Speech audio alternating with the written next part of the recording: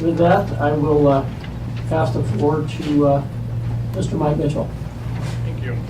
President Hendricks, members of the governing board, chancellor, and guests. Thank you for this opportunity to speak with you today about our Meet and Confer process. For over 40 years, our Meet and Confer process has been a shining example of sound, conservative, purposeful problem solving in the district. It has provided our students and our community educational stability and success, and has been a buffer against the changing tides of personality and politics.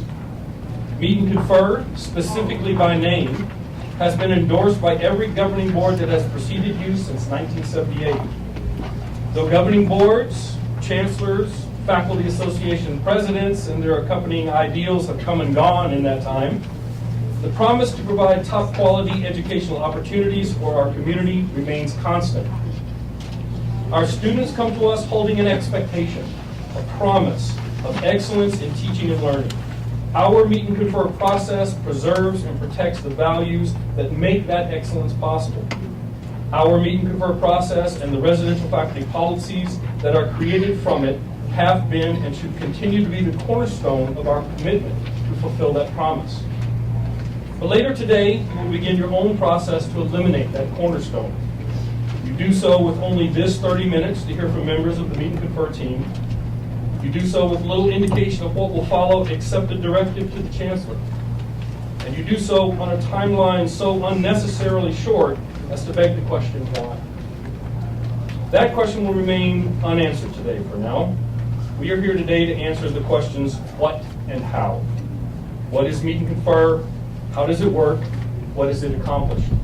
To answer those questions, I will defer to a much wiser and more knowledgeable person, Dr. Patricia Finkelsack. Thank you, Mike. President Hendricks, members of the board, chancellor, the members of CEC, and guests. The governing board members, you actually have a copy of this presentation in front of you, as well as a one-page summary of some of the recent issues that have been solved by the Meet and Confer team over the last 5 years. As Mike mentioned, Meet and Confer is a team of faculty and administrators who bring a variety of perspectives and expertise to this process. And Meet and Confer has been continuously codified in the RFP since 1978. In 2012, the process that we have used since 2011, called interest-based negotiations or interest-based problem solving, was also codified in the RFP. In 1978, the process, as defined in the RFP, is a process for the purpose of deliberation and recommendation for change in the residential faculty policy manual. It is a collaborative problem-solving process that has served the district well for over 4 decades. It forms the basis of a partnership between faculty, administrators, and the governing board. We work to solve complex problems in a way that finds a win-win solution. The preservation of this collaborative process will allow the collection of good ideas for governance, problem solving, and the quality of life that a solid education provides for our students, their families, and our community. Nothing in the process, then or now, prohibits the ability or gives away the ability of the governing board to approve or reject the recommendations of the team. The hope is that the recognition of this forward-thinking process, which other districts now try to emulate, both in Arizona and across the country, has established trust and relationships strong enough to allow the board to recognize what success this process has been. Interest-based problem solving is the process by which the team has engaged in problem solving since about 2011. It's based on empirical evidence that decisions that are made in this process are better when they are mutually agreed to and meet the interests of all parties at the table. As you can see in this process, it's a continuum, it's a circle. It has built-in continuous improvement inherent in the process. On the right side of the screen, I call it the Finkenstat left. On the right side of the screen, you can see how the process begins. The team identifies issues, and we'll talk a little bit more about how those issues are brought to the table on the next slide. The team identifies issues, and then we engage in a significant amount of what we call scoping. Scoping is the process by which we identify the history of the issue. How did we get here? Why are we here? And then we do a significant amount of research as well, because we want to do our due diligence and ensure that the decision that we might agree upon, right, is in the best interest of the students, of the administration, of the college, and of the faculty. So we do a lot of research before we even begin to brainstorm options. We establish appropriate criteria by which we will evaluate any agreed upon solution. And then we brainstorm, and we brainstorm, and we brainstorm. We engage in a significant amount of option generation, we call it, in order to ensure that all of the options are considered by the team. And then we come to what we call a consensus solution, an agreed upon solution that we believe meets the interest of all the parties. But then we have to ask ourselves, does that solution, is it better than what we have? Is it better than the status quo? Because if it is not a good solution. And we come back to the scoping, and we come back to identify what interests are unmet, right? We revalue our priorities to determine how we can build a better solution. And then eventually what we do is, after we have a consensus solution, is we do what we call loop out. We talk to our constituents, and our constituents, up until 2014, included the governing board. In 2014, the governing board delegated approval of the employee manuals to the chancellor. But prior to that, we provided regular updates and joint presentations to the governing board.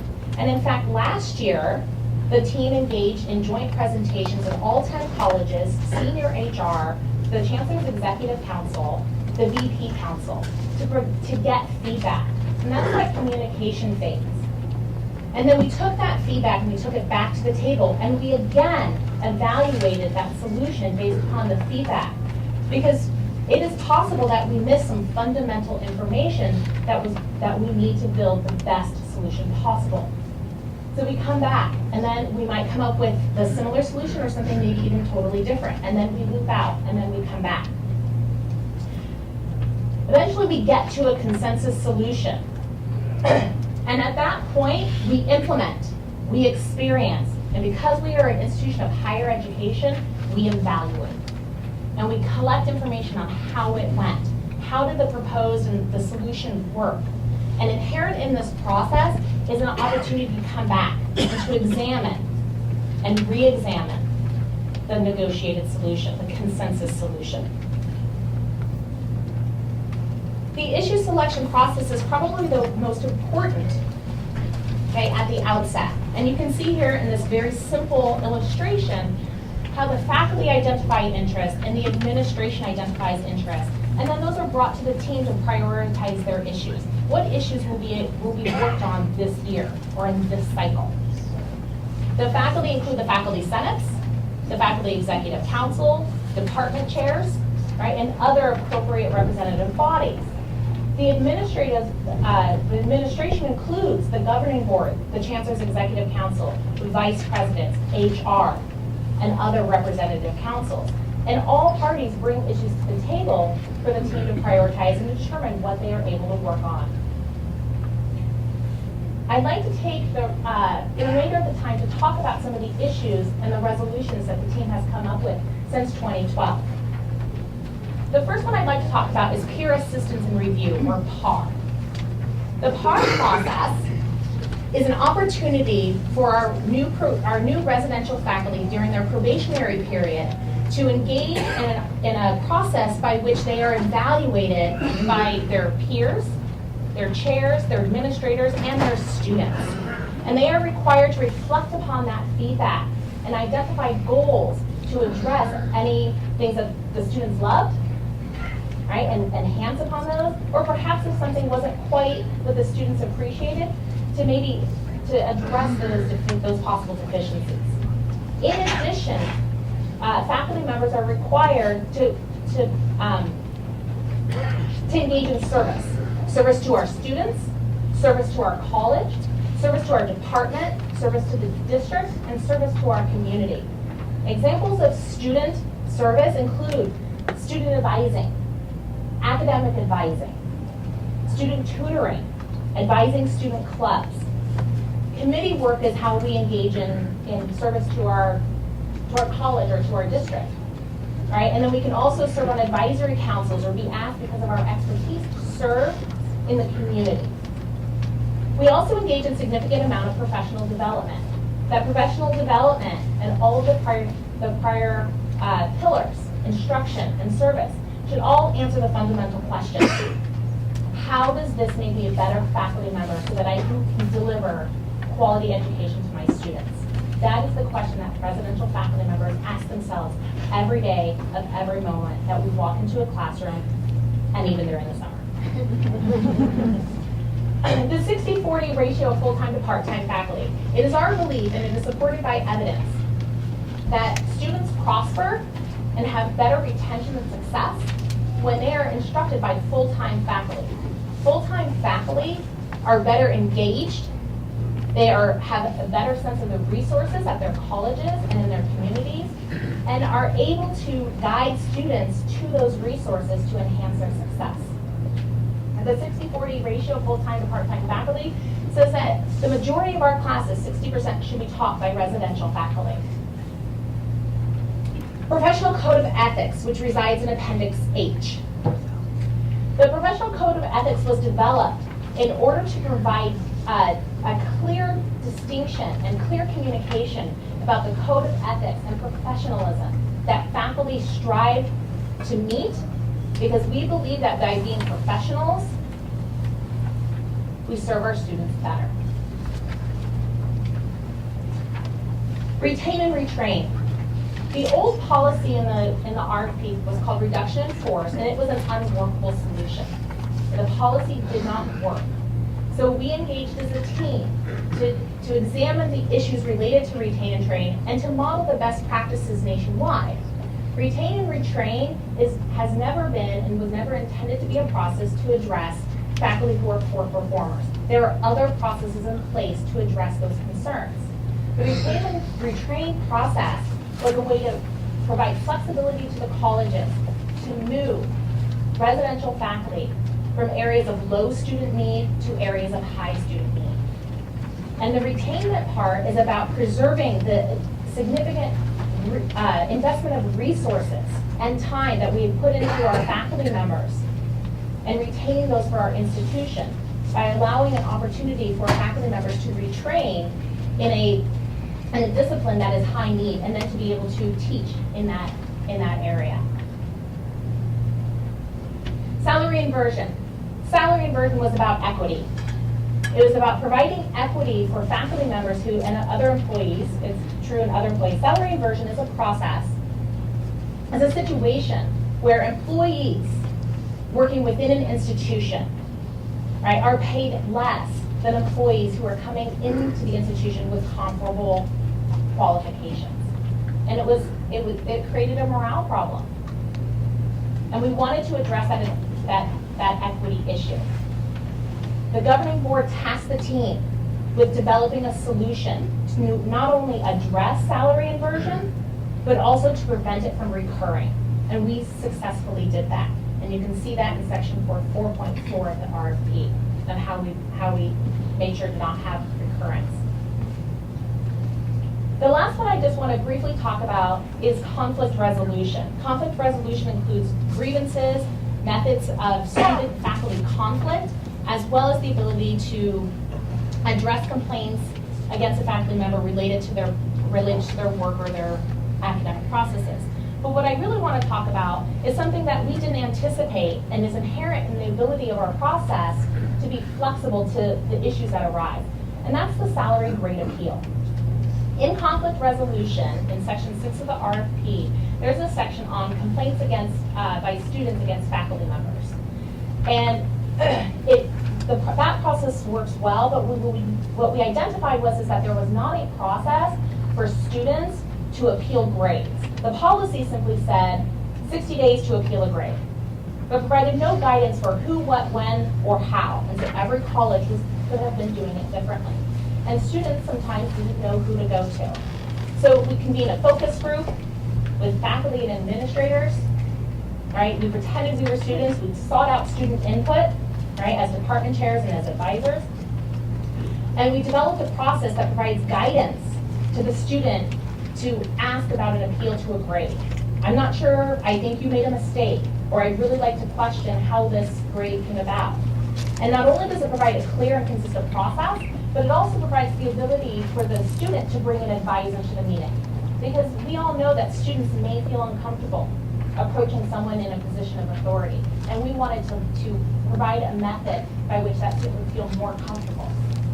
And that is something that we didn't anticipate coming out of this process, but we took it in hand, and we believe we developed an appropriate process to help students in that respect. We could certainly talk more about these other issues, but I would like to go ahead and provide an opportunity if there were any questions from members of the board about Meet and Confer and about the RFP and about the processes and the solutions that we've come to. Thank you. Excuse me. Let's see if I can start. I am concerned about the retain and retrain, and perhaps I do not understand it properly, as I understand it to be. When a teacher's subject is no longer needed for whatever reason, then that person can go and be retained. And I think that the district pays for that retraining, right? It would depend upon, I'm sorry, Mrs. Haber, members of the board, it would depend upon the unique situation of the faculty member.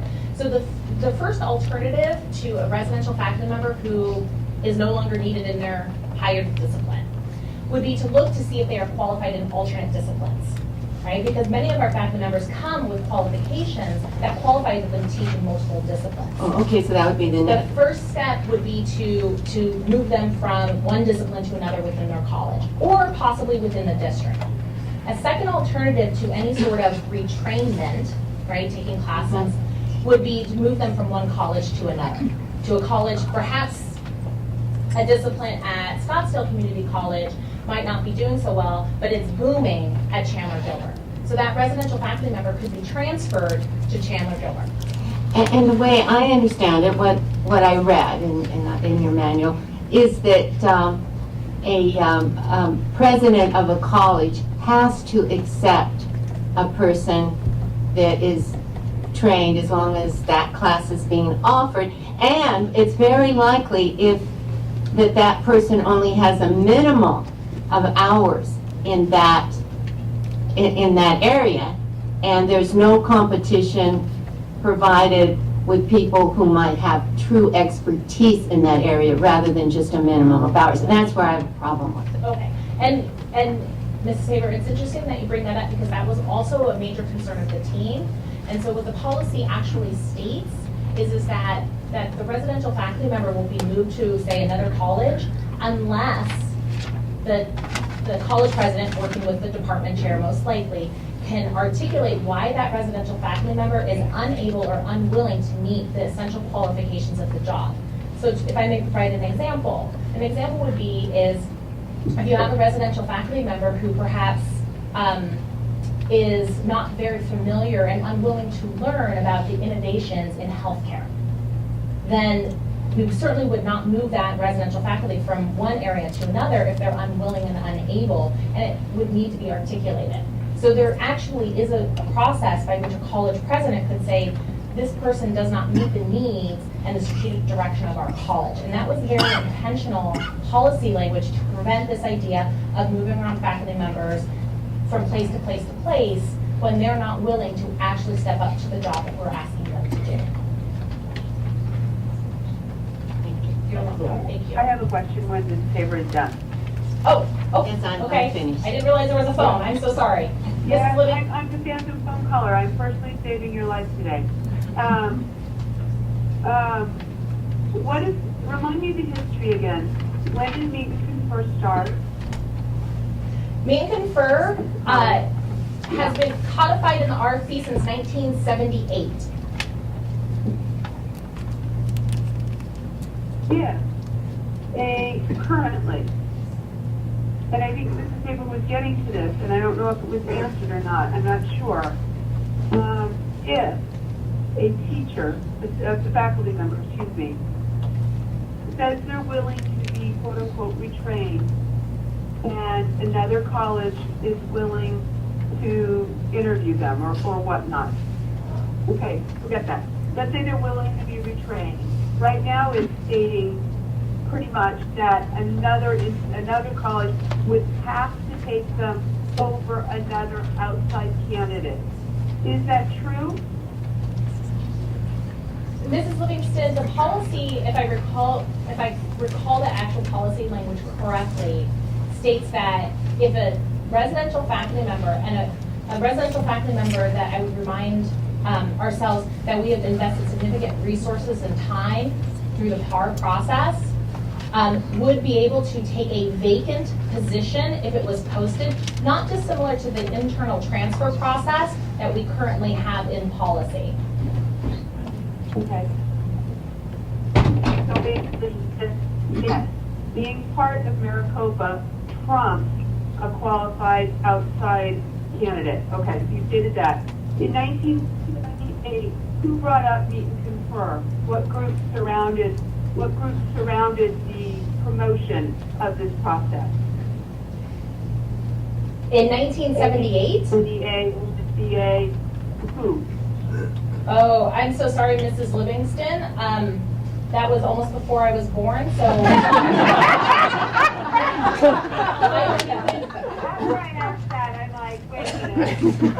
But do you have an intelligent guess or a guesstimate, or does Mr. Chancellor or anyone in the room have an educated guess on that?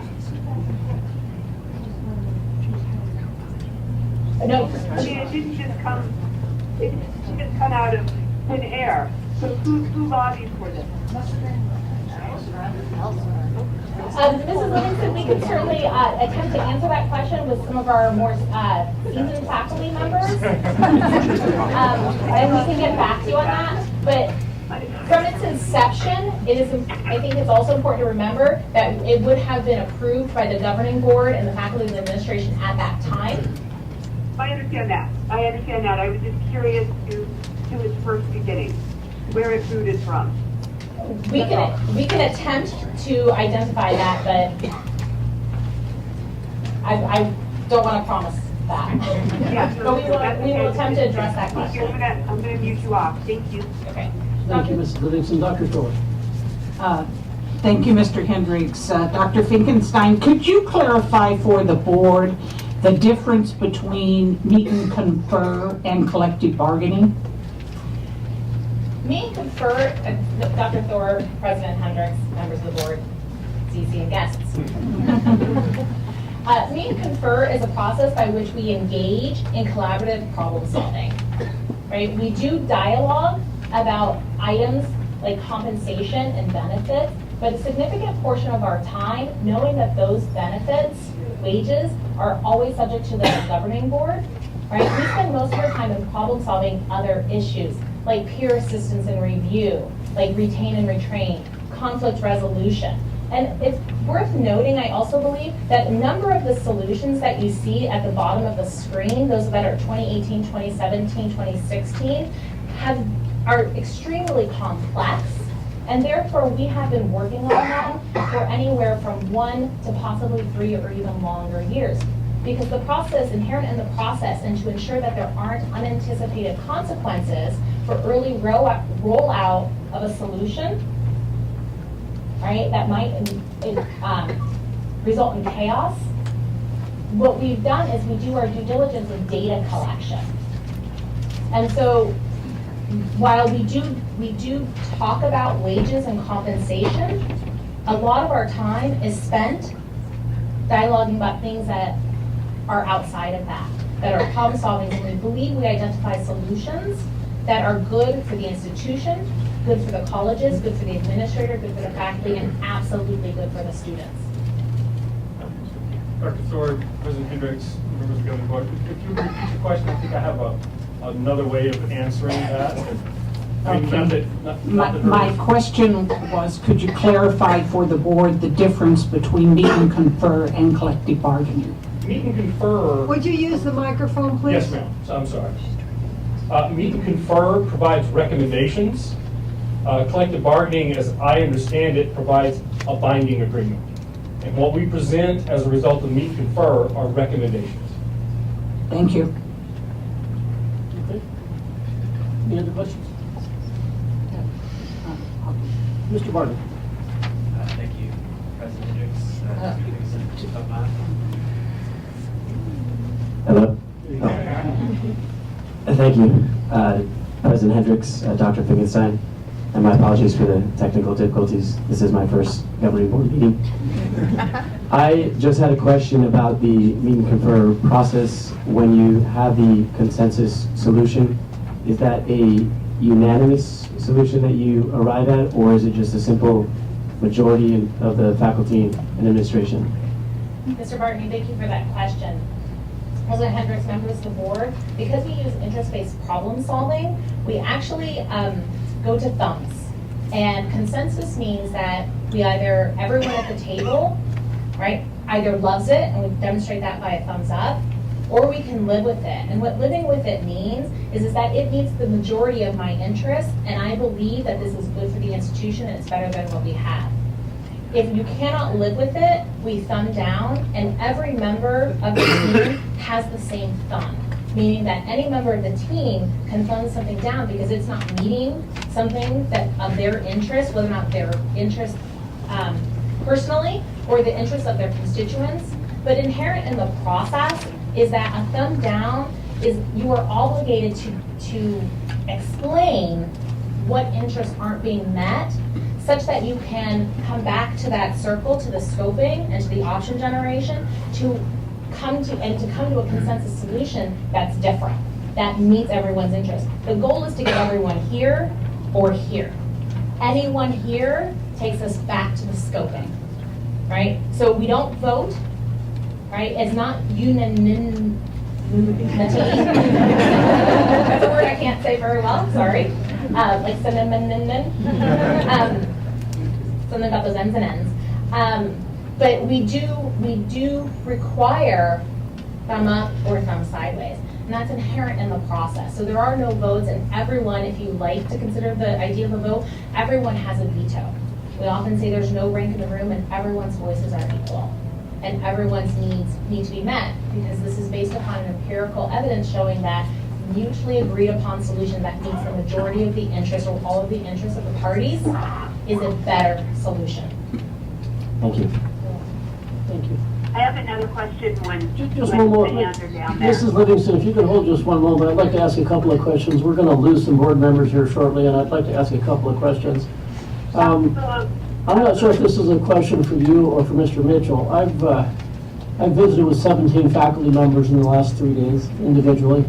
I've done 2 television interviews and a half a dozen newspaper interviews. I know Mr. Mitchell's been on the other side because they've used us to debate each other on several of them.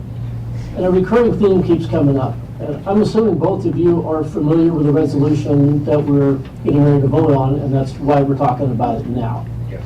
My first question is, Mr. Mitchell, I met with you a week ago, and you said we'd like to make a presentation and explain meet and confer to the board. Yes. And my response was, how much time do you need? Yes. And your answer was 15, 20 minutes max. In your opening comments, I didn't write them down, but you said this nebulous amount of time to make some sort of effort to explain this complicated topic to the board. If you felt you needed 2 hours, and I asked you how much time do you need, why would you tell me 15 to 20 minutes and then come into this public meeting and make some accusation that this is a nebulous, insufficient amount of time to present this complicated issue? That's a fair question. Well, certainly is. President Hendricks, members of the governing board. I was operating under the impression at the time that the timeline for this decision would be months instead of days. And so my request for 20 minutes was, in my mind, an introduction to what I hope would be longer work sessions. At that time, you had the first draft of the resolution, I believe, in your possession? Not at the time of our conversation, no, sir. Okay, cool.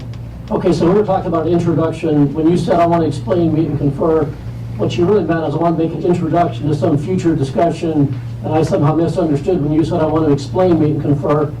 I foolishly thought you wanted to explain, meet and confer. I didn't realize what you meant is I want to make introductory comments about meet and confer. Got it. Next thing that keeps coming up is I've had a number of faculty ask me, Mr. Hendricks, how in the world can you propose this resolution? It's going to have tremendous job losses to the faculty. You're going to deplete our ranks. I've read the resolution a dozen times. Help me understand specifically how elimination of meet and confer, in fact, we've got points on the board there. What point would cause this massive loss of jobs? Mr. Hendricks, members of the governing board, I can't speak to the reasoning of individual faculty members across the district. We are multiply talented and multiply intelligent in ways, so I can't comment on what would draw an individual faculty member to the conclusion that we're going to lose jobs. And I would point out that when you, by resolution, end the RFP without a substitute present for us to draw any conclusions about what our work life would be like after that, you put us in the position of speculating what that world might be like. And I can only imagine that among our faculty, there are quite vivid imaginations. So this is likely to be the reason why those conclusions. So in light of that imagination, I guess because I'm trying to calm some of those concerns as I've met with faculty members, newspapers, television shows, it sounds like you and I are in agreement that this resolution is not going to cause anyone to become unemployed as a result of this resolution or the elimination of meet and confer. Do we agree on that? This resolution does not call for the end of anybody's position. That is correct, sir. So this resolution shouldn't cause unemployment. No one should go home and worry about losing their home because they're going to lose their job as a result of this heinous and awful resolution. Board President Hendricks and members of the governing board, that is not an inference that I can draw at this point. If you Another question that keeps coming up in the people I've met with for some reason, if you can help me out with this one. I've been asked at least 10 times from the people I've met with. They're concerned as a result of this resolution that perhaps adjuncts are going to replace full-time faculty. We're going to eliminate the full-time faculty, and we're going to hire more adjuncts to replace them with, which I guess goes back to the same thing, they're going to lose their jobs. I've got the resolution in front of me. I've listened to a wonderful meet and confer presentation. Again, I'm trying to understand, where would the addition of adjuncts to replace full-time faculty come from as a result of this resolution? Can you help me with that so I can explain it more clearly, because somehow I'm not getting it? Mr. Anderson, I think I would just repeat my previous answer. I have no way of understanding the reasoning that would be in any particular faculty's mind. So we'd agree again, we're not going to replace full-time faculty with adjuncts. They're not going to lose their jobs. There's not going to be new jobs for adjuncts. We're in agreement again, it sounds like. So we're in agreement that this resolution does not specifically eliminate those or replace us with part-time faculty. Another one that keeps coming up is pay cuts and reduction in compensation. I don't have a clue how that would happen, but I keep getting asked, we're worried about our compensation being reduced, our benefits being reduced. I guess going along with our job losses that we don't know if are going to happen based on some reflection on this resolution. Can you help me to understand in this resolution where it is that it would cause compensation and benefits to be reduced? Mr. Hendricks, I suppose I can short circuit the rest of these questions by saying this resolution creates an end to a contract, to an agreement, without any provisions for what might follow it. It is in every case that you have left us with this motion, with this resolution, to imagine what that world would be like. And in that case, we are left only to the possibilities. And I would respectfully point out that in the absence of any guidelines afterwards, the field is wide open for what this board, subsequent boards might do. And I think that is what you're hearing from us. Not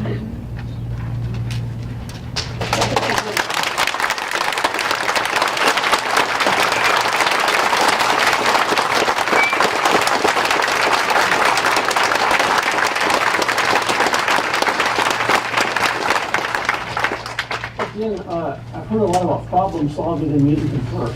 I went back through the agendas and the minutes quite a ways back. When I read through it, all I found was collective bargaining. I found compensation discussions, I found benefit consumption conversations, I found accountability or lack of accountability discussions. What I did not find are the academic issues I'm hearing described. And I see the peer assistance interview was in 2012. That was 6 years ago.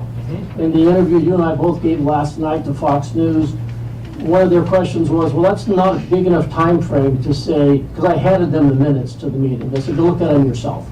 They said, well, you're only going back a couple of years. Well, if our primary focus is problem solving in students, how far back do I need to go to see when Meet and Confer did something other than collective bargaining? Would 10 years be enough, or how far back do I need to go to see this problem solving, to see this student benefit, and to see this peer assistance? How far would be enough, and I'll pull them back further. Well, Board President Hendricks, members of the governing board, I would suggest that we have presented to you tonight the very evidence that you're inquiring about. If you look at student grade appeals, this is decidedly an academic issue, and that occurs this year.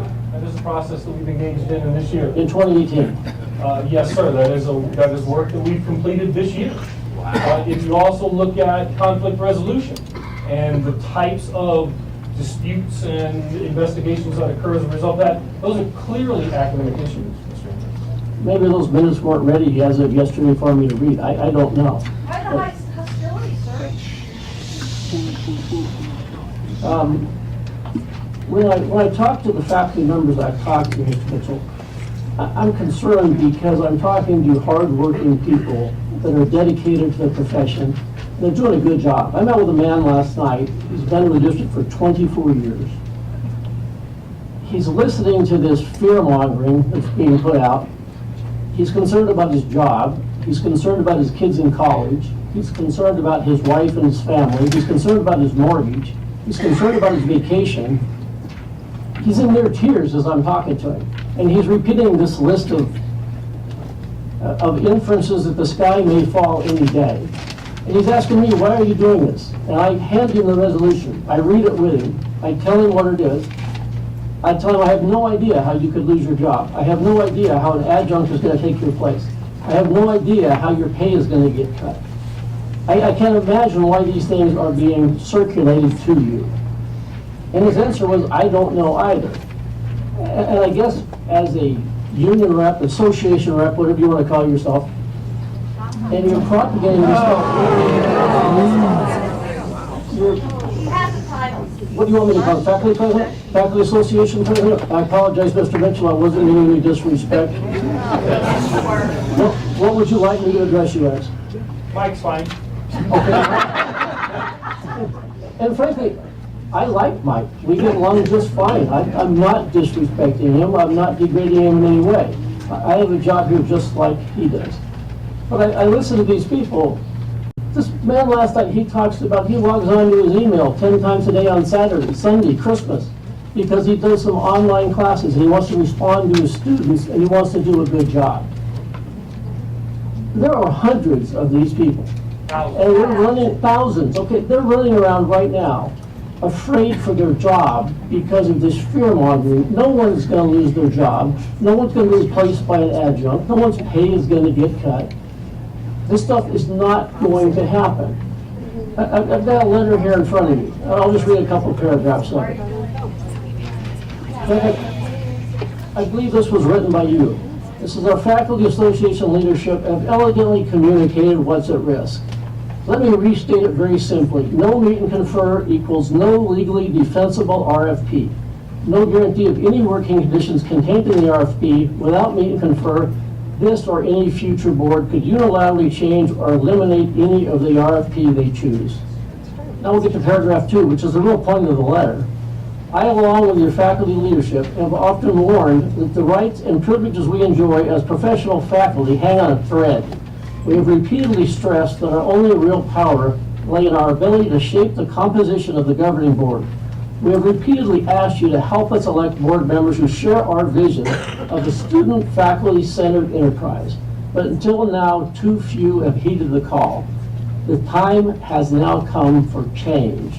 There are a little over 1,400 residential faculty in our district, 70% of which are faculty association members. This is a call for union membership and an increase in donations. If what we're doing here is exaggerating this resolution and just fear-mongering and frightening hard-working people that do a great job and do a good thing so that we can get more union membership and more union leads, this is atrocious. And I hope that's not what you're doing, because the representations that I'm hearing are false. They are falsehoods. They're not remotely based in fact. It reminds me of emails I got when Y2K was happening and the world was going to stop and life wasn't going to go on. Go bury your gold in the backyard and get a shotgun and a bunch of shells for your closet. This is baloney.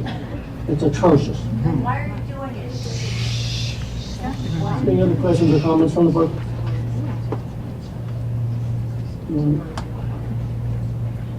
Okay, I'll speak. I think, oh, excuse me. I think the reason that we're considering this is because there have been issues that have come up that have taken a very long time to resolve. And I think that some of us are aware that there's some questions about accountability of faculty, in that we know that the chancellor is accountable to us, to the board. And the presidents in all the colleges are most definitely accountable to the chancellor. And just since I have been on the board, I have noticed how it works. Presidents are not guaranteed a job forever and ever. They have to prove that they should stay in that particular position. Because two of them, since I've been here, one has had to leave. It was one of those forced retirements, and the other one was moved from one place to the other. And so that shows there's some accountability. And I believe that the faculty holds its students to accountability too, hopefully. But I'm not clear on who holds the residential faculty accountable. And there always are, among any group of people, certain ones who will take advantage if they're not being held accountable. That's human nature. And I was a teacher for 32 years, and everywhere I taught, there were the really outstanding teachers, and then there were some very lazy teachers, and it was a problem because I was teaching in low-income neighborhoods where those kids really needed a good education to have any chance at all. And we have some of those students right now. We can't afford to have teachers who aren't doing their jobs. And I think I've met so many outstanding teachers that this is not to reflect on them. I think most of the teachers are quite excellent. But I know one personally that I wonder why someone hasn't gotten rid of them. And I've checked what the students have said about them. And I know that's just one, but I'm sure there are others like that. And if you don't have a system for making sure teachers are on campus, for instance, as they're supposed to be, you're not making sure that they are teaching what they're supposed to teach, that they're basically not doing their job. Some will not do their job. So this seems to be a way to improve accountability from the way I see it. Thank you, Mrs. Hayward. Any further comments from the board? Okay, our special presentation meeting is adjourned. And we will move to our special meeting.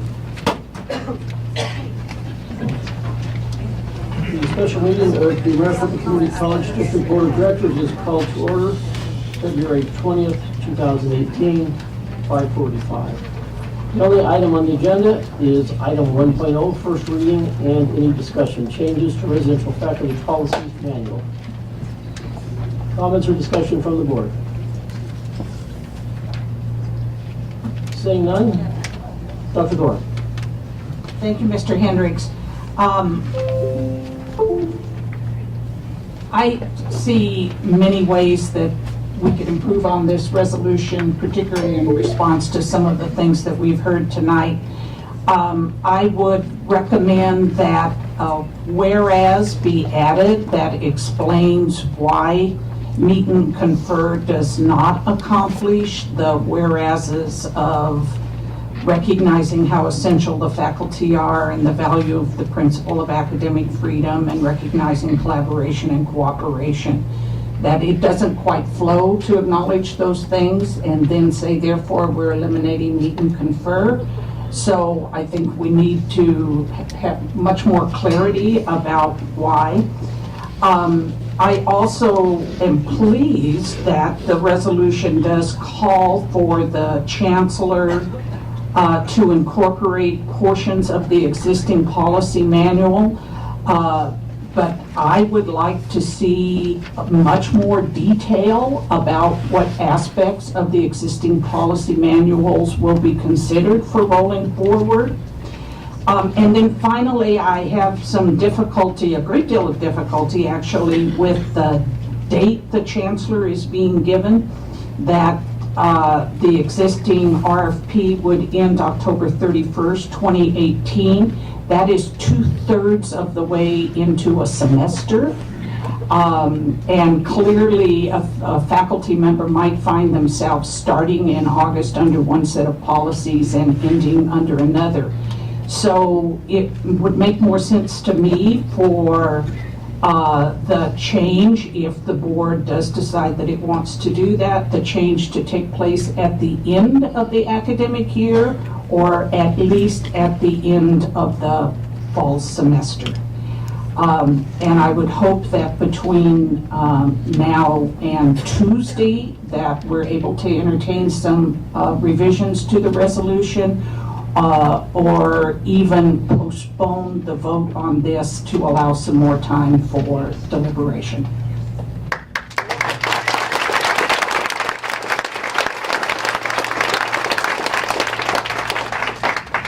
Are there any further comments?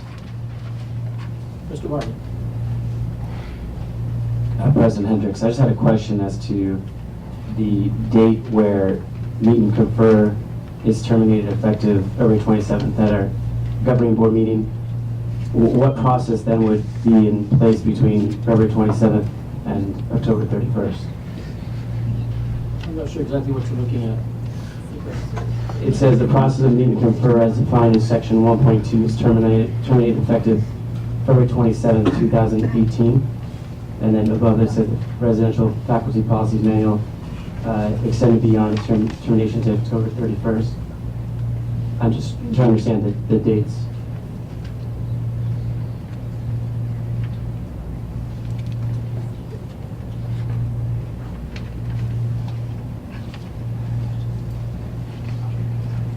I don't know that I have an answer for you. As for the meet and confer process is not a fast process as they described. I don't think consideration was given for what would happen for a process that moves as slow as it does. Ms. Cooper? If I may, I believe that.